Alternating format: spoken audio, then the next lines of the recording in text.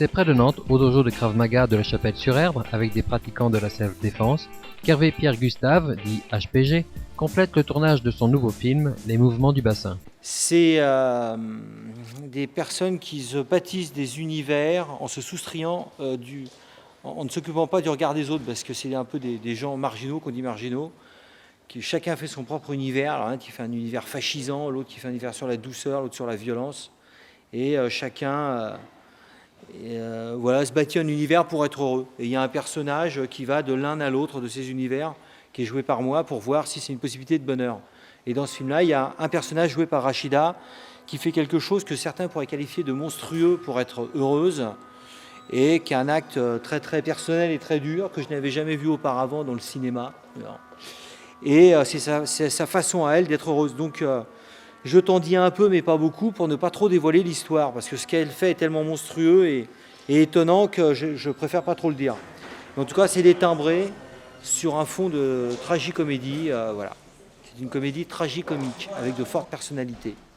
À l'affiche de ce film, citons Hervé Pierre Gustave, Rachida Brakni ou encore Éric Cantona et Jérôme Le Banner, deux sportifs de haut niveau qui offrent de la crédibilité au film selon son réalisateur. Disons qu'avec Éric Cantona, ça tombe bien parce qu'on a fait une scène de bagarre où on a dû faire appel à deux ostéos. Et si j'avais pris des petits mecs parisiens qui font semblant de savoir se battre et qui n'ont pas trop de vie, sauf celle sur les cours, on aurait eu plein de problèmes, il aurait fallu arrêter pour aller à l'hôpital et tout. Tandis que là, on a des gens qui ont un autre univers, qui viennent d'autre part, qui ne sont pas gorgés de cours et qui entament une seconde carrière. Donc ça m'allait bien. Ce second souffle correspond bien au second souffle que recherche le personnage joué par moi. Voilà. Les mecs avec qui je bosse, ils savent ce qu'ils ont à faire et ça se base sur l'instinct et l'émotion, donc j'ai pas beaucoup de critères techniques à leur dire.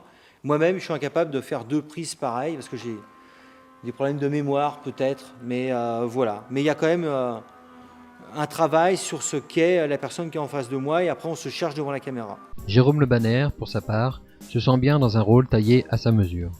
Un professeur d'arts martiaux qui découvre, qui en a marre de son élève qui comprend rien et qui emploie les techniques de self-défense pour attaquer et puis pour séduire une jeune demoiselle qui vient d'arriver dans un club. L'athlète acteur a surtout été séduit par une collaboration avec Hervé Pierre Gustave, qu'il voit comme un poète des temps modernes, quelque part. Ouais, un poète. C'est ce qui m'a plu. Je sais même pas de quoi ça parle. Après ce film qui se tourne encore actuellement à Nantes et Orvaux, chacun a déjà d'autres projets. Là j'ai un film qui sort avec Vincent Pérez, Bruck. C'est un film sur Napoléon en 1806. Et puis là je fais un autre film sur un truc, une comédie. On me donne de l'argent pour en faire un troisième, que c'est un film qui a été fait avec beaucoup de sentiments, beaucoup d'émotions, pas avec de l'argent, mais on va pas se plaindre. On a ce qu'on a et on tourne avec ce qu'on peut. Et on nous a pas aidés, mais on s'est aidés nous-mêmes. Et c'est ça le cinéma, ne pas trop attendre et faire et oser. Voilà, c'est ça. C'est un film de gens qui osent devant et derrière la caméra, les acteurs comme à la production.